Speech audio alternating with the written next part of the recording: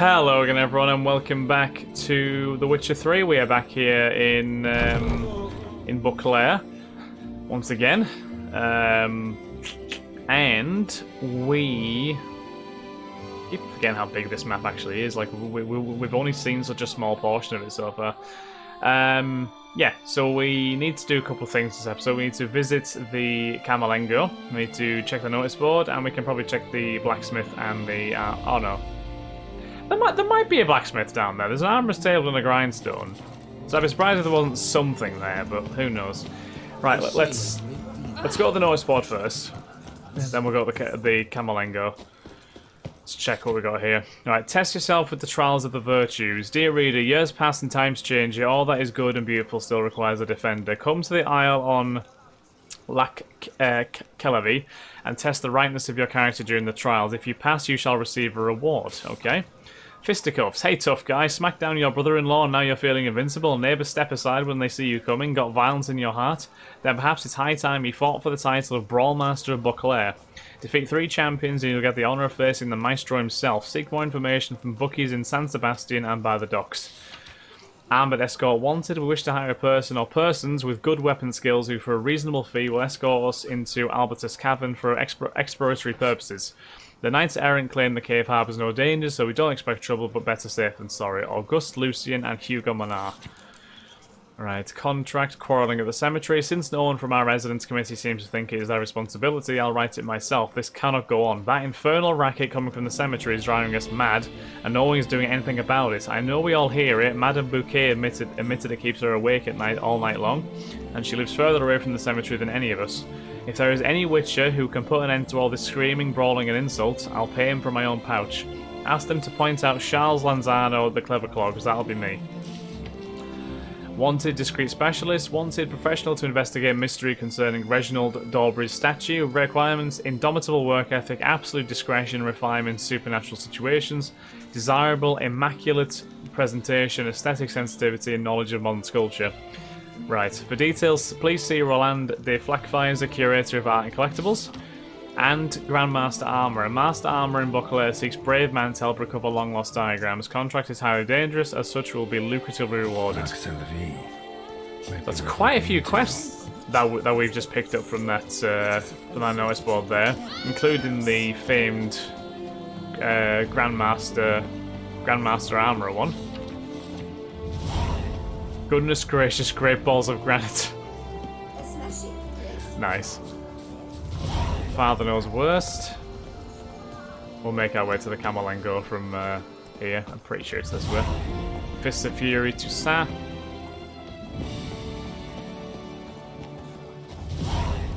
Till death do you part. What a sight this map is, by the way. It is absolutely stunning.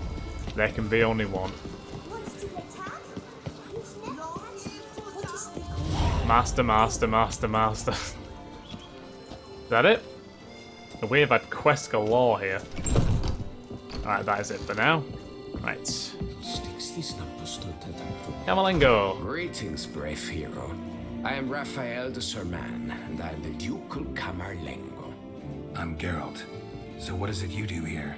I pay the Knights Errant. For what?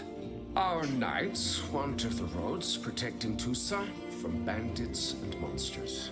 It is fitting and just that they be recompensed appropriately for these toils. Note, sir, that should you successfully smash a Hans, save a brother knight from peril, or extract a captured merchant from the hands of cutthroats, come see me. You shall be rewarded. Nice. Coin to pay the knights. Where's it come from? Can't help but be curious. But where do the funds for those payments come from? The ducal treasury, of course. Her illustrious highness Anna Henrietta assigns great value to bravery and selfless patriotism. It is her standing order that any knight may receive a wage. Pardon me. Financial compensation for his dedication. Use the correct terms now, my good man. Duchy's internal security and order. You sell things too. Wouldn't mind a glance at your books. Ones you're willing to... What books has he got here? Just book. Just nothing on it to be said. Just book. Note. Might as well have a look at these things.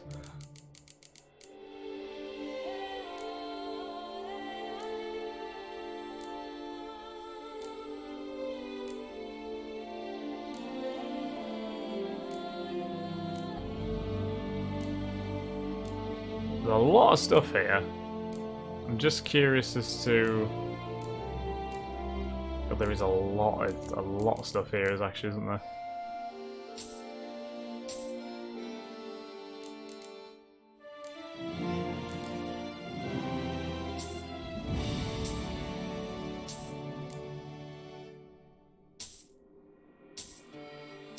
I may as well buy all these books to read just in case there's any information on them. Can't guarantee I will actually read the majority of these, but it's worth a look, isn't it? Right. Before that, actually, let me just say farewell to him for now. For a night. Rest of the night for hire. Complete the contracts you took on from the Camerlenga. Oh my god. How? Holy shit. Look at all these. God damn. Okay. That's a thing. Wow. Oh, so you can't even read the note in the book. That's a disappointment.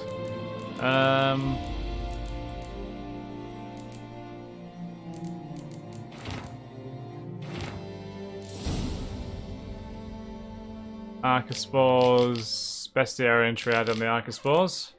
Grandmaster Armourer. Slizzards. Right, I may read some of these. For many years, it was erroneously believed Slizzards were simply wyverns in the highest stage of development. One scholar whose completion of an academic course of study must have been the result of no small miracle heatedly defended this point of view in a scientific work whose title I shall mercifully withhold. His main line of reasoning was an absurd and completely off-the-mark parallel drawn between the developmental cycles of the Slizzard and Pieris brassicae, also known as the cabbage butterfly. A Slizzard, claimed the author, is nothing but a fully mature wyvern that has developed fire glands. Utter rubbish. Let it be known once and for all that Charles von Lynn is a filthy fopdoodle and an uneducated knucklehead. A Slizzard is not by any means the same piece as a wyvern. Wow. The Ducal Chronicle. In the month preceding the celebrations surrounding the Festival of the Vast, the ducal couple and a delegation of notables embarked on a neighbourly visit to the court of Queen Calanthe of Sintra. The visit had both a social and political dimension, for the Duchess was hoping Queen Calanthe would follow the dictates of an international protocol and repay with a visit of her own, preferably during the above-mentioned festival, thus gracing the celebration with her royal presence. The ducal couple was accompanied by her daughter Anarietta. It is worth mentioning here that the infant is sprouting like a beanpole, and it shall not be long before it will be necessary to find her a husband. Time will surely add to her charms. As for character and imagination, she's not lacking either quality in the least. Very true. Well, that's Basilisk. We must have already had basilisks. Noble Houses of Toussaint. Volume LV. What's LVII? Is that? Is L 100? No. I don't even know. L could be 20 actually. Could be 23. Right. Sangreal. Royal Blood. The legendary line with some trace back to the first lords of the lands now lying in Toussaint and northwestern Hackland. The first mention of Wilhelm the Bold this line's found. It comes from an elven manuscript found during reconstruction of the Buccleuch Palace in 1095. Since this source, like all things elven, is unreliable and should not be taken into consideration by historians, the existence of House Sangreal must be considered a mere fable. Salvarez, or Salvarez, D of the Regulus Platinum Crest. This line takes its name from Salvar the Lame, who was made a count in the year 1189 by Duchess Caraberta for his service to the ducal throne. The De Salvarez line's crest depicts a Regulus Platinum, one of the so-called silver basilisks whose existence is highly suspect. Its classification as a species considered erroneous by most zoologists. Torricello, the Two Towers Crest, an ancient line whose founders most likely first settled the lands of present-day Toussaint around the year 984. They waged fierce war against the elves until the 6th decade of the 11th century, when all of what is now Toussaint fell under human control. Hellhounds. Okay, some monsters are born out of necessity, not because they are cruel, but because they have to defend themselves. For them, it is hunt or to be hunted. Others are simply a mistake of nature, beasts brought to life by an evolutionary hiccup, so to speak. Both these sorts of monsters we were able to fight, but there are also monsters born of sin. Wherever there is cruelty and envy, wherever earth has been drenched in blood and rocks, soaked in suffering, there the Hellhounds have their home, and as cruelty spreads, so too shall these monsters. They are the reflection of us, and to defeat them would mean to defeat ourselves. All that is left is to wait until we are torn to shreds by hordes of these demonic dogs. Nice. Van Grott's amazing anti-Fledder stratagem. I don't think we actually fought any Fledders in The Witcher 3, have we? We fought plenty in The Witcher 2. No, it was even The Witcher 2, it was The Witcher 1. We saw Fledders all over the place in The Witcher 1. They were terrible at first. Fledders and Graviers were the worst in Witcher 1, if my memory serves. Fledders are a vile and unsophisticated variety of a vampire. They are unable to run properly, cannot bear direct sunlight, and are generally none too wise. Some Fledders hunt alone, whereas others prefer to attack in groups. Perhaps it is a matter of instinct. Having sensed blood, they assess the size of the victim and, if necessary, summon their kin. The only strong suit of these leeches is their ability to leap towards a potential victim. Fighting a Fledder is no different than fighting any other kind of bloodsucker. Apart from the obvious means such as garlic, buckthorn, and sunlight, a hunter should stock up on silver. A lit torch may prove helpful as well. On Soundwaves, Bats, and Shalemars, we have done Shalemars. Few know that sound is in fact not just a noise but a wave, just like the waves of a sea striking against the shore. And just like them, sound waves strike everything in their path, which causes them to break. This particular property of sound is used by some species of animals and monsters as they carry out a kind of terrain mapping using their senses of hearing. Bats, which produce a specific sound to conduct echolocation based on how the sound's waves bounce off potential obstacles, may make for a good example of this. Curiously, Shalemars, mighty though completely blind monsters, have developed a similar mechanism. They are able to locate their opponents by sensing the vibration of even the faintest sound wave. They're smart creatures. The Adventures of a Spiky and a White called Franconi. Okay. Once upon a time, in a small mound near the Vermentino vineyard, there lived a white named Franconi. Amiable by nature, he spent his days in the mound cooking various kinds of soups. Not that he was particularly fond of soups, it was his beloved pet, a barguest named Spiky, that slurped them up greedily. And so they sat there, side by side, Franconi the white and Spiky the barguest, cooking soups made of decaying bones, withered weeds, and if they managed to swipe some metal, nails, their favourite delicacy. Nails in a soup? Acquired taste, I'm sure. One day, Franconi had two gravediggers talk about a certain man of wealth who kept various kinds of cheese in his cellar. A cheese soup sounded like a delectable treat to Franconi, so he stuck into the noble cellar and stole the biggest cheese wheel there was. When he got home, Franconi started slowly melting the cheese in his favourite pot. The stench was so awful, Spiky ran off and refused to go back to the mound. To add to the already terrible state of things, the smell of cheese permeated everything, so Spiky and Franconi had to pack their things and move. The moral of the story is simple. If you're cooking a cheese soup, make sure the cheese you choose is not blue. Wise words. The Ducal Chronicle.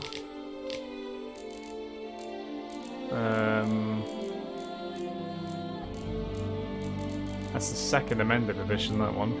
The first edition.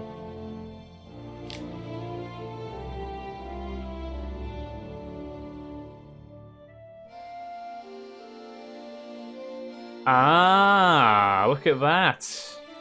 This Cyana was removed completely from the second amended edition of the Ducal Chronicle. That's interesting. The future Duchess. So Cyana was the next in line for the throne until she disappeared or died or something. Interesting. Right, the Civil War in Toussaint. The elves abandoned their ivory cities and left for the mountains, taking with them all they could and destroying everything else. Whatever they could not take and did not manage to demolish or burn, they cursed. The last elven sovereign, Divthaf, hundreds of years ago, yet fair as a youth, was defeated. hundreds of years old, yeah, Pharaoh's youth, sorry. Weeping over the slain army of his forever young brothers and sisters, he agreed to pay homage to Ludovic, the first human king of Descent, who, though young, was as shrunken and ugly as the night after Salva. Putting on no end of airs and graces, Ludovic boasted, "Look, the proud elf shall bow down before me and kiss my royal feet with humility."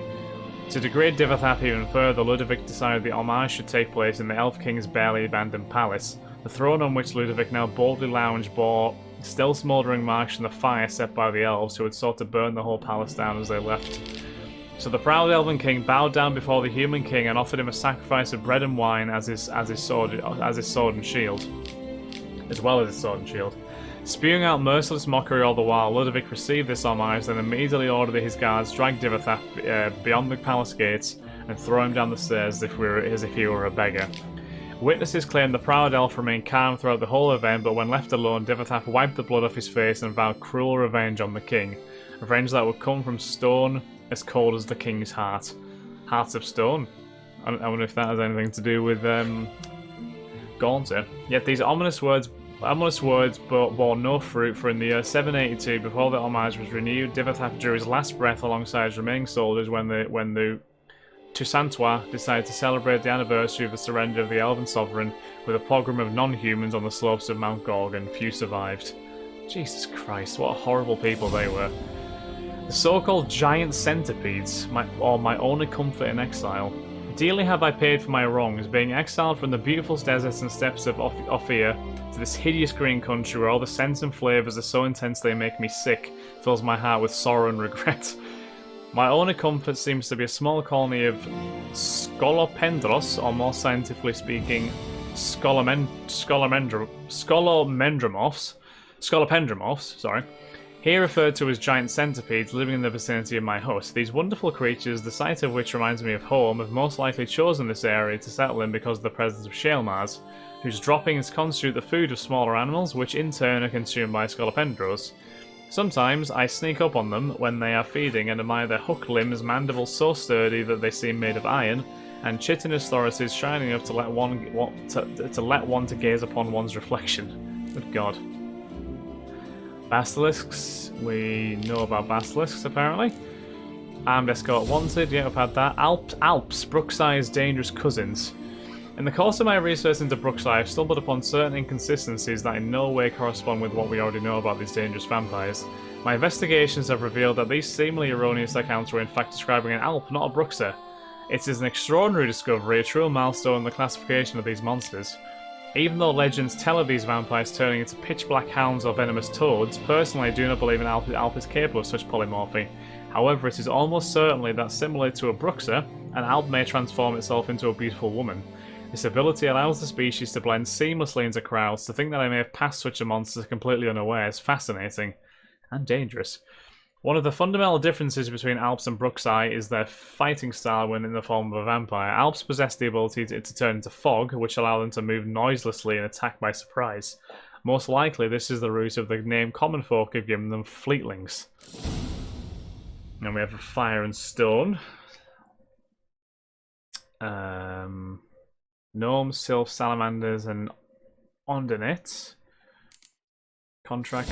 The wondrous world of insectoids. Let it be known there exists no being more wondrous than the giant centipede. Again, giant fucking centipedes. Guide to the vineyards of Toussaint. Yep. The tenebrous wilderness of Caed Merkvid. Gwent a history.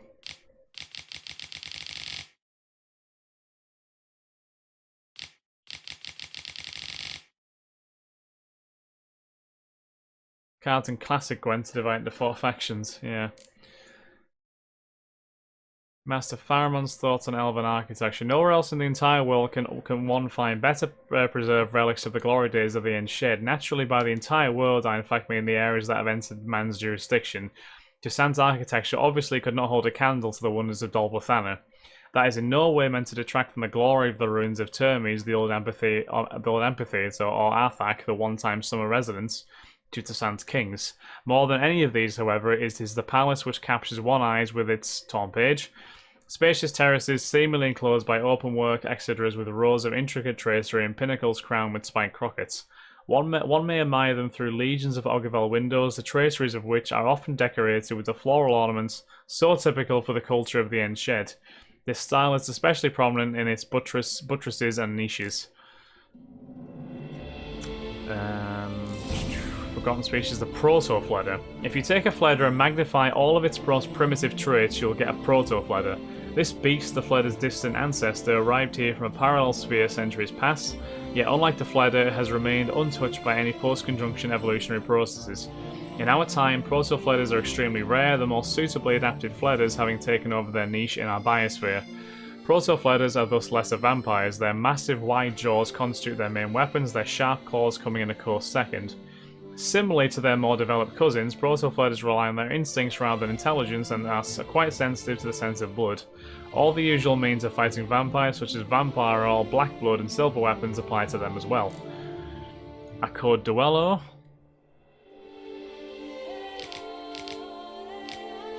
Ooh. Presented below is a set of rules for dueling which every self-respecting gentleman should follow. Although their nature is that of an honourable agreement, failure to respect them shall bring infamy and shame to the name of the dueler and exclude him from all respectable social circles. This code applies throughout the whole of the Duchy of Tissan. Course of the duel. The parties present their seconds. Each of the parties is entitled to 1 second. The parties decide whether the duel ends when first blood is drawn or when one of the parties surrenders. Let it be remembered that in Toussaint, by order of Her Enlightened Highness, duels fought to last blood are punished by immediate imprisonment. Fair. The challenged party selects the weapons for the duel. The challenger is obliged to accept the choice of the challenged party. The parties duel according to the rules agreed upon. The seconds ensure proper course of the duel. When the duel is over, the seconds announce the winner and the loser. Note, it is strictly forbidden to put forth any claims, blood revenge included, based upon defeat in the duel. The duel is commonly regarded as an instance putting a definite end to the dispute, as it should. Kikimores. Observation has shown that Kikimores is the most organised and hierarchical of the post-conjunction insectoids. Struggling here. Their workers follow the orders of warriors. They are all subjects of the Queen, which seems to control the behaviour of all members of the swarm, even though she remains hidden deep in the ground. Did we fight Kikimore Queen in the Wishes 2? I think we might have done. Considering the small size of this species' cerebral ganglia, which functions as a brain, one may hypothesize that Kikimores possess a sort of hive mind, making them similar to ants. And the study of Garcanes. Garcanes are commonly described as lesser vampires. Do not be misled by this terminology, however, they're extremely dangerous and devious creatures which men stand no chance of defeating, even when greatly outnumbering the beasts. Garcanes possess a highly developed sense of smell. Once they are on your track, you're as good as dead. They have a special taste for adolescents and children, hence the belief that this vampire seeks out only virgins. There is a grain of truth in that, yet it is not a matter of sexual purity, but of the level of blood pollution. The younger and healthier the victim, the tastier a tidbit it makes for a Garcane. It's a lot of interesting stuff.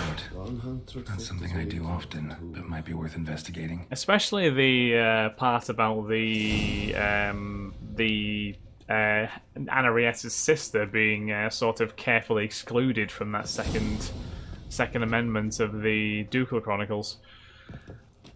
We've got a lot of different bestiary entries there, obviously. Fiddlesticks, these numbers don't add up the way I'd like. Have a quick browse through them. I think once it's stopped spamming me with notifications about them all. It's best to be prepared though with these things, as the Archispores, Slizards. Oof, gross. What else we got? Insectoids. Kikimores. That's them. Also look gross. Necrophages. Whites. Oh god. Jesus.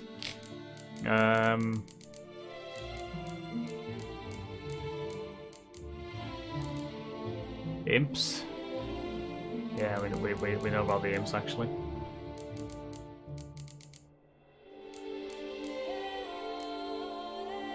Shale Mars. So there is separate Shale Mars, different from the one that was gifted for the Emperor Bar guests. That's them ones. Got Alps. Got Detlef. Akimaras, Fledders. Ugh. Arcanes. Proto Fledders. Ugh. Should really read up on Detlef, actually. Detlef is a higher vampire and one of the most terrifying creatures the world has ever known. Some vampires of his sort live among men easily and inconspicuously, sometimes even gain the respect and admiration of their community, yet even the most civilized vampire can be incredibly dangerous if provoked, and Detlef was far from civilized. When in this two-legged form, Detlef strikes it in surprising and unique ways, so one must be extremely alert and attentive. His razor-sharp claws, wielded with great strength and precision, are his chief weapons, and yet he can also wield weapons of human devising with extraordinary skill. Like all higher vampires, Detlef can turn into fog and envelop opponents. When fighting a vampire in this form, one must watch out for magic puddles and attacks from the air. When wounded, Detlef tends to assume his winged form, using his powerful appendages to stun his foes near effortlessly. One must remember higher vampires are immortal creatures and thus do not fear for their lives while fighting, meaning they can take every risk. They are able to turn invisible and can regenerate strength during combat. All in all, they are supremely difficult foes, even for a Witcher. Have to bear that in mind if we ever do have to fight a good old Detlef again. Right, on that note, guys, after a lot of reading, we shall... oh, we need to still play Gwent with the man, don't we? We will end this episode here, there, though. Next episode, we shall play Gwent with the Camelengo, and we shall see where our journey takes us after that. So thank you very much for watching, guys. Hope you have enjoyed, and I will catch you in the next episode of The Witcher 3. Have a beautiful day, guys. Bye-bye.